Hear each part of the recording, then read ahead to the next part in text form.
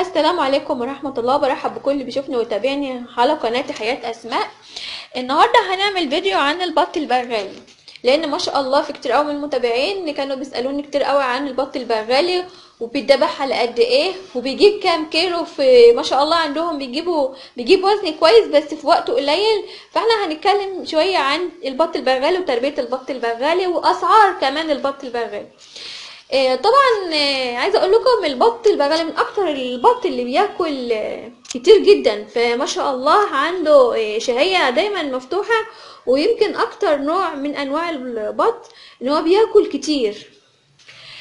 فاحنا لازم، هو مش بياكل اي حاجه وخلاص، احنا لازم نحط له العلفه مده كبيره ومده يعني دايما باستمرار العلفه في الاكل بتاعه. مش مده كبيره، لا انا دايما بحط له الخليط. يعني شايفين البط اللي قدامكم ده هو حجمه ووزنه، البط ده لغايه الذبيح وهو بياكل العلف الخشن.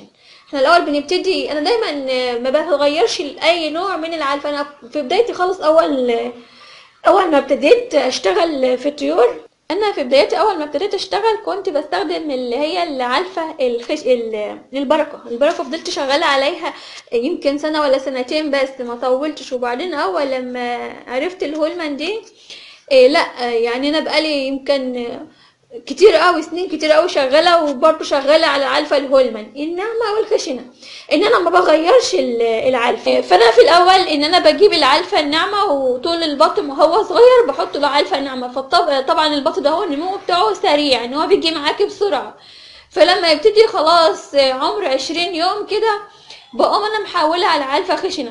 25 يوم بحول انا على علفه خشنه. طبعا هو غير السوداني والمسكوفي، والسوداني بيطولوا شويه مع العلفه الناعمه، فتفضل انا شغاله على العلفه الخشنه.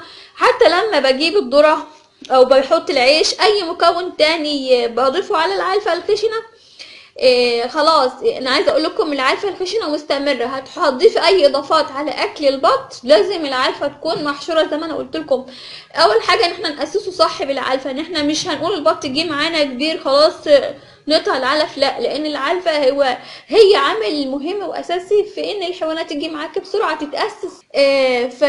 ما شاء الله بتيجي معاكي بسرعه جدا، والبط ده بيجي معاكي وبيرمي لحم كتير جدا في وقت صغير، ولكن لابد ان البطه تستوي. فناس كتير قوي بتذبحه على 3 شهور. انا سبق وقلت ان انا بذبحه على 3 شهور ونص وممكن 4 شهور، ان انا ما بستعجلش على البطه، ما بستعجلش عليها، لان لازم تستوي، سواء اذا كنت هبيعها او ان انا هحطها للاكل عندي في البيت، فهي لازم تستوي.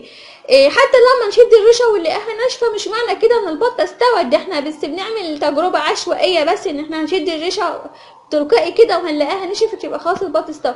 في حين ان هي ممكن تشد الريشه والبطه فعلا تكون الريشه تكون نشفت من الدم، لكن انت لما تيجي تنتشي الريش بتاع البطه هتلاقي تحته سل، هتلاقيه في سل كتير في الجلد.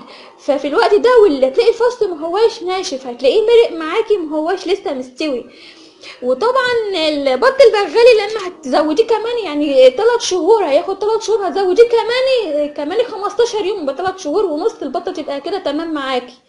اهم حاجه عشان تاكلي فص كويس جدا من البطه لازم البطه تستوي معاكي. وطبعا انت لو جيتي تبيعيه هتبيعيه بنفس سعر البط المسكوفي والسوداني، اللي ما هوش ليه سعر لوحده، لا بنفس الدرجه، لان درجه اللحم بتاعته هي قريبه جدا جدا من البط السوداني والمسكوفي، فهي كده بيتباع بنفس السعر.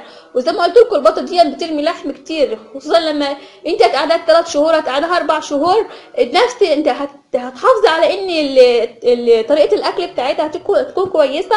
الاكل اللي بتاكلها تكون اكل مفيد للبطه، هتبقى كويسه جدا معاكي، بتدي لها كل العناصر الغذائيه اللي هي محتاجاها، فبالتالي هي هتجيب لك اكبر وزن، ووزنها هتكون انت راضيه عنه.